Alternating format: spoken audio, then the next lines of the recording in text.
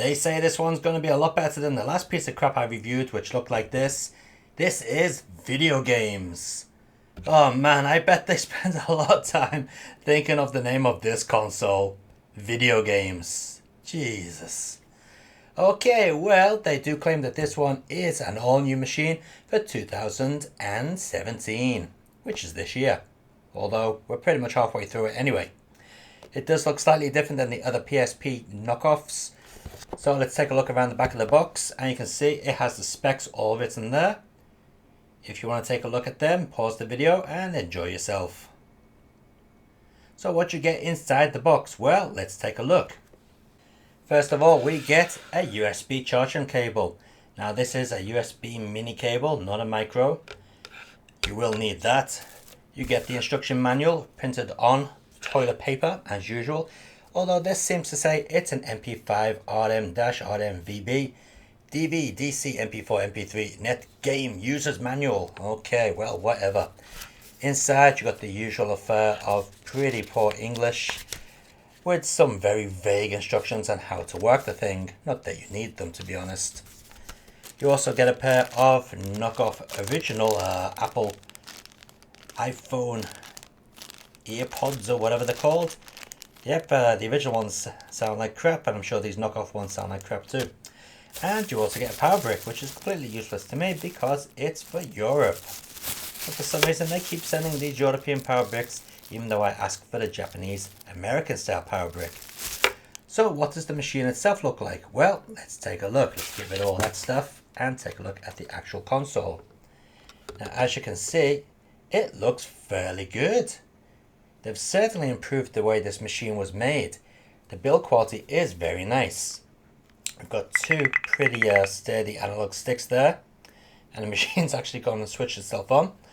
We've got a D-pad, an escape button, a select button, a start button, and face buttons here, and they all feel really good, and the finish of the machine is also very nice. And as you can see, the screen is nice and big. Although it is meant to be a touch screen, but it doesn't seem to do anything when you touch it. Around the bottom of the machine, you can see we've got the mini USB in for charging it and transferring data. We've also got a TV out, a headphone socket, a reset button, and a TF card micro SD card slot, which doesn't bloody work. Around the top of the machine, we've got the volume buttons here, which are made of metal, surprisingly. A mic, a hold button, and the power on switch. The back of the machine shows what seems to be two stereo speakers, when in fact only this one is a speaker. That's just a fake hole. As you can see, this is the 8GB version with FM radio that does actually work. These rubber slits here don't do anything except keep it still while it's on the table. That's very naughty there, a fake PS Vita touchpad. Doesn't do anything, of course. And a really nasty camera, which is meant to be HD, but I tell you it certainly isn't. Now you may have noticed that around the triggers, the shoulder triggers, you've got a blue light in them, which does look quite nice. So, upon looking at the machine, it seems exactly the same as the last game machine we took a look at. Doesn't seem to be any different. So yes, these things here are just icons to let you choose the game you want to play. These will be all Game Boy Advance games, as you'll see right now. Yep, you gotta wait for it to load and start the game. Now I've got it set to original screen resolution here. Now you can make it full screen, but it kind of makes the image all blurry. Come on, you don't kill that story. And I'll show you how to do that. You just press the select button, go to options, and select display mode, and put it onto full screen.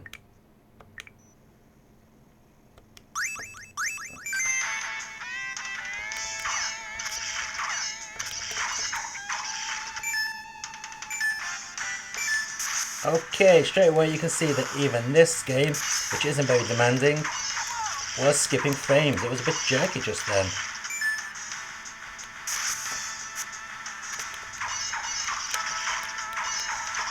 Screen's pretty nice though. I mean, I've got the screen cover on it at the moment, and it's still pretty clear. As we'll go down here.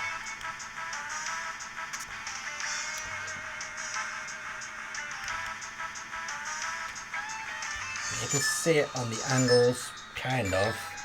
Can't really see it when you tilt it forwards and backwards, mind you.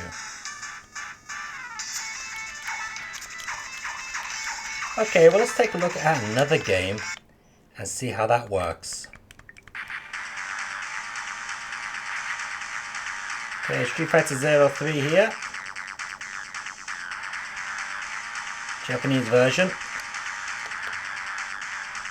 Let's see how good this plays.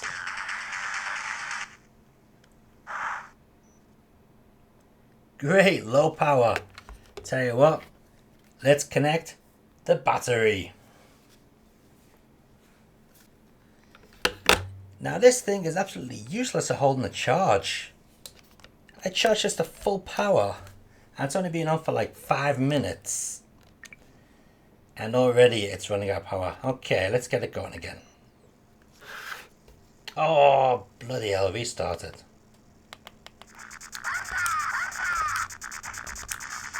Actually, it might be easier to use the analog stick on this game.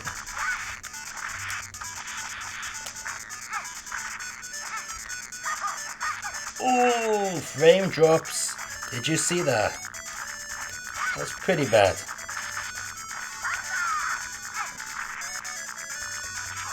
And this analog stick doesn't seem to have any diagonals on it either. Hang on, jump that. Oh, that's terrible. Okay, we're having really big problems here doing any diagonal movements on this analog stick. Doesn't seem to have a diagonal.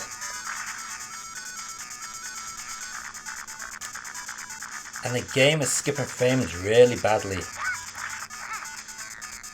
What's this analog stick do? Oh, this one punches and kicks. Excellent. Okay. Okay, well as you can see, we've tried 2 Game Boy Advance games and they don't particularly work perfectly. They do have frame skipping. Now this machine does have the save state feature, so we can quickly save game here. Okay. And we'll restart the game. So it's from the very beginning.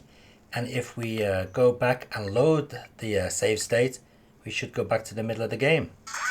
Yep. So the save states do work. Shame the bloody diagonal doesn't.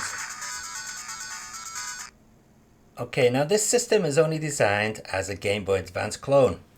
But the other one we had like this also played other machines. So if we go down to here, I've loaded a couple of games onto the internal memory of this thing, since the SD card doesn't work. So let's take a look at Mega Drive stuff. First, let's see if the Bad Apple demo will run. Now the best thing about the Bad Apple demo is it has a frame skip counter on it. So you can see how many frames the actual demo is running at. So let's take a look. Okay, it says it's running 60 frames. No. Yeah, it's dropping down. You can see it's 52, 60, 52. Yeah, it's all over the place. Let's turn this up a little bit, see how it sounds.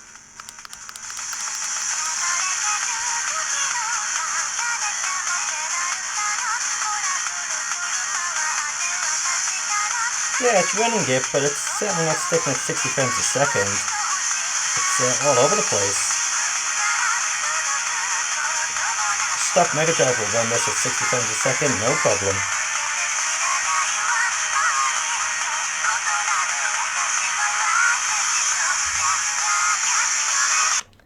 Okay, well let's see if it'll run a game properly. Virtual Racing doesn't work, I've tried it. Let's try Streets of Rage 2. Is the sound quality going to be good? Let's see.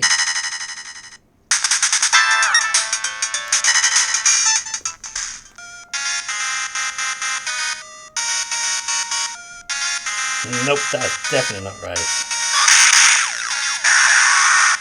And it's skipping frames like hell.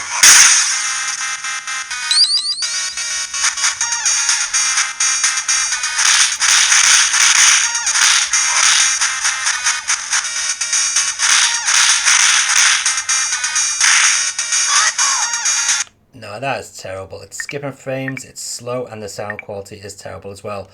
Let's see if it'll play Vapor Trail. That has a pretty strange sound engine. Some emulators don't seem to play this very well. Yeah, it's running slow.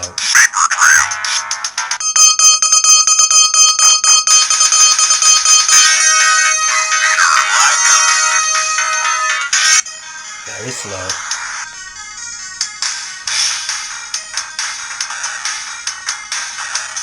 Well, the sound on this seems okay, but it's very slow.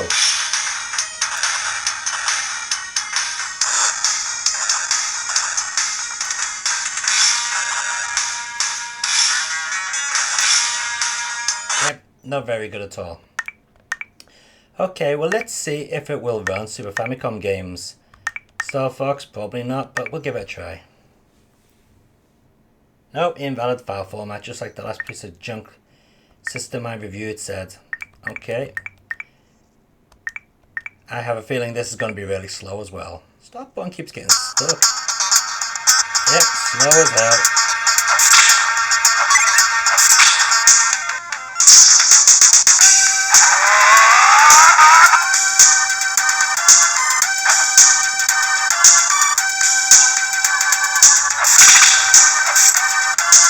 Yeah, absolutely terrible. Doesn't work. Very slow. This is the exact same piece of junk I reviewed last time. There's no difference. Master System games. No, it doesn't list them at all. Game Boy games. Let's see if it'll play that. In a very tiny box on the screen. Go on, we'll make this one full screen.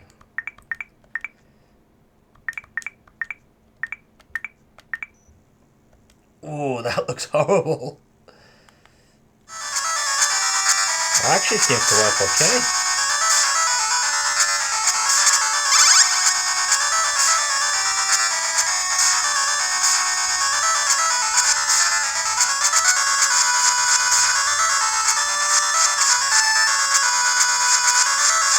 Now, I've never played this game on a real Game Boy, so I can't say for sure. But the speed seems to be okay, and the sound seems to be pretty much okay as well. Okay, what about the other features on this piece of junk? Well, let's take a look. Okay, well we got the music player, and the music player does seem to do what's meant to do. So if we just take a look at the files, got some built-in music on it, which are in pretty low quality. Here's one I put on myself.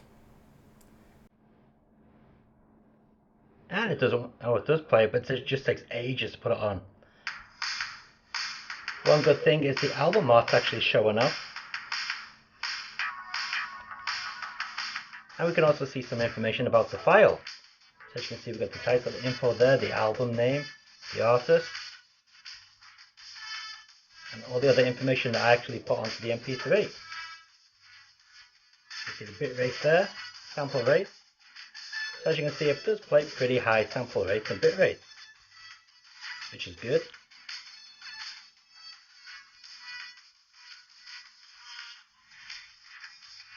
We've got different equalizers there. To be honest, I'm not very good. You can also set your own equalizer here as well.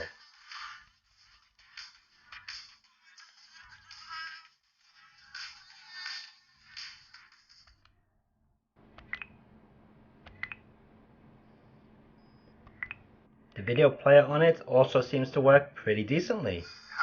So here we are taking a look at one of the videos that were built into it. As you can see, it looks really nice. Although this is only standard definition, this is not high definition. Let's see if it'll play a high definition video. Oh, it's reading it. No, it doesn't. Decode error. How am I not surprised? As I said before, the FM radio does work on this machine, but there's not much point testing it, to be honest. You've got a load of tools in here, same as the last one I checked. It's got a calculator, calendar, stopwatch, recorder, it's a voice recorder, very low quality, and a library, which just has digital books in it. Okay, so how is the quality of the camera? Well, what I did is I set up my mobile phone to take some pictures and video exactly the same position as this machine here. Let's see the phone's video and pictures alongside this machine's video and pictures. So as you can see, the photograph is actually zoomed in quite a lot. Both my phone and this device were positioned in the exact same position. So let's take a look at the video. Now don't forget, the phone is about 4 years old now, but it still has video much better than this piece of junk, which is meant to be brand new for 2017. Definitely not.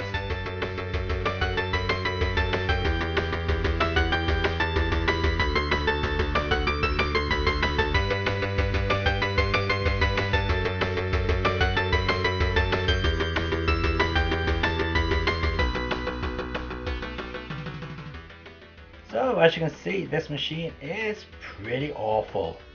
The only thing improved on this over the other machines that I've reviewed is the build quality of the actual console itself, or at least the first impression it is. This one does actually have a sticky start button and an SD card slot that doesn't work. And those flashing images you just saw appear every single time you switch it on. You can't avoid it. So is this worth buying? Absolutely not. It's terrible.